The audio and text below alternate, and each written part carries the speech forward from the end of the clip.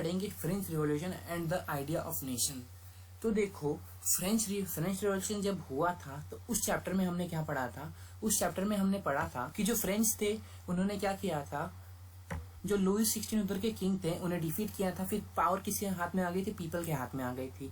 तो उसके आगे जब पीपल के हाथ में पावर आई तो उन्होंने क्या किया, कैसे किया, वो हमें इस पॉइंट में बताया गया है। तो creating a sense of collective identity was a major challenge.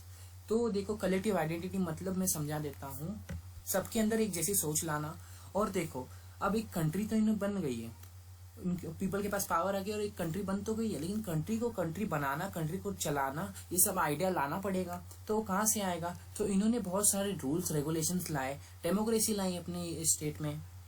तो देखो आइडिया ऑफ ला पैथोरियन एंड ला सिटियन। तो इसका मतलब क्या हो गया, ला पैथोरियन मतलब हो गया फादरलैंड, जैसे हम लोग बोलते हैं भारत माता, तो वैसे ही इन लोग ने बोला है फादरलैंड। और ला सिटियन मतलब क्या हो गया, तो क्या है, कोई भी आप रिलीजन को हो, कोई भी आप कैसे भी हो, पहले सबसे पहले आप उस उधर के सिटीजन हो, वो कंट्री के सिटीजन हो। तो हो गया ला सिटियन मतलब वहाँ के सिटीजन।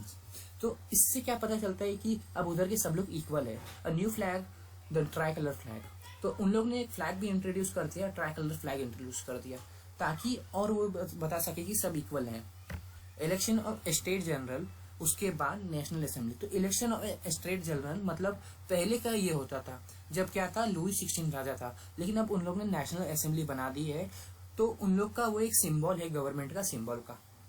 उसके साथ साथ न्यू हेम्स एंड ओथ्स। तो न्यू हेम्स एंड ओथ्स से हमें क्या समझता है, हेम्स मतलब हो गया जैसे हमारा नेशनल एंथम, जैसे हम लोग का जन गण मन होता है, वैसे ही उधर के हेम्स होंगे, कुछ उधर का भी कुछ एंथम होगा। और ओथ्स मतलब शपथ लेना। तो उसके बाद सेंट्रलाइज एडमिनिस्ट्रेटिव सिस्टम, तो वहां क्या किया गया था, सेंट्रलाइज एडमिनिस्ट्रेटिव सिस्टम इंप्लीमेंट किया गया था, ताकि जो उधर का पूरा कंट्री है, अब कंट्री में अलग अलग पार्ट्स होंगे, अलग अलग, जैसे हम लोग का कोई महाराष्ट्र हो गया, कहीं दिल्ली हो गया, तो वैसे कंट्री में अलग अलग पार्ट होंगे। तो पूरी कंट्री का रूल सेम हो, मतलब कहीं अगर समझो कहीं का रूल अलग होगा, कहीं का रूल अलग होगा, तो वो कंट्री कैसे बोला जाएगा कोई, तो पूरे कंट्री का रूल सेम होना चाहिए। उसके साथ internal custom duties and dues were abolished.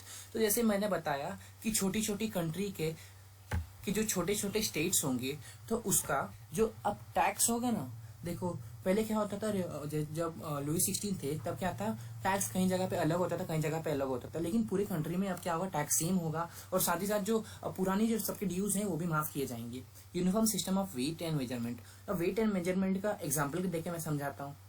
जैसे कि देखो अगर मेरे को कांदा लेना है, और देखो मैं गया कांदा के पास कांदा लेने, तो उसने मेरे को क्या किया, उसने मेरे को एक पत्थर उठाया, मेरे को बोल दिया ये 1 किलो का पत्थर है। तो मेरे को क्या पता कि वो 1 किलो का है कि वो 1 किलो से कम है, अब मैं क्या जानूं। तो उसने उसको मेजर करके दे दिया। तो यूनिफॉर्म सिस्टम तो है ही नहीं वेट और मेजरमेंट कि वो पक्का 1 किलो का होगा कि नहीं, अब ये तो मैं सोचूंगा नहीं। तो यही बात हो गई, इसलिए उन्होंने क्या किया, यूनिफॉर्म सिस्टम ला दिया वेट और मेजरमेंट के लिए। और उसके बाद क्या, वो फ्रेंच क्या बन गया, नेशनल लैंग्वेज बन गया वहाँ का। अब जिन्होंने भी फ्रेंच रिवॉल्यूशन पढ़ा नहीं है क्लास 9 में, तो मैं आपको एक बार वापस पढ़ा सकता हूँ, आपको एक शॉर्ट एक्सप्लेनेशन दे देता हूँ। देखो तो पहले क्या थे, पहले कौन से किंग थे उधर, पहले कौन रूल करता था, मोनार्की रूल करती थी, कौन था, लुईस 16 था उधर। तो लुईस 16 जो था, उसके बाद क्या हुआ, पावर पीपल के हाथ में चली गई, पीपल ने उसे डिफीट करके पावर अपने हाथ में ले ली। तो उसके बाद देखो जैसे हमने पीछे पढ़ा कि जब पावर पीपल के हाथ में आई तो क्या क्या किया पीपल लोग ने, उसके बाद वो पावर चली गई जैकोबिन क्लब्स ने। उसके बाद डायरेक्टरी, तो जैकोबिन क्लब तो डायरेक्ट ने क्या किया था, उनके पहले जैकोबिन क्लब्स ने क्या किया था, हमला किया था पावर टू पीपल के ऊपर। उसके बाद डायरेक्टरी आके जैकोबिन क्लब्स पे हमला करती। उसके बाद नेपोलियन आ गए। नेपोलियन तक हम लोग ने क्या किया था, क्लास 9 में पढ़ा था, क्लास 9 में नेपोलियन आखिरी तक पढ़ा था हमने। तो अब नेपोलियन से हम कंटिन्यू करेंगे। तो नेपोलियन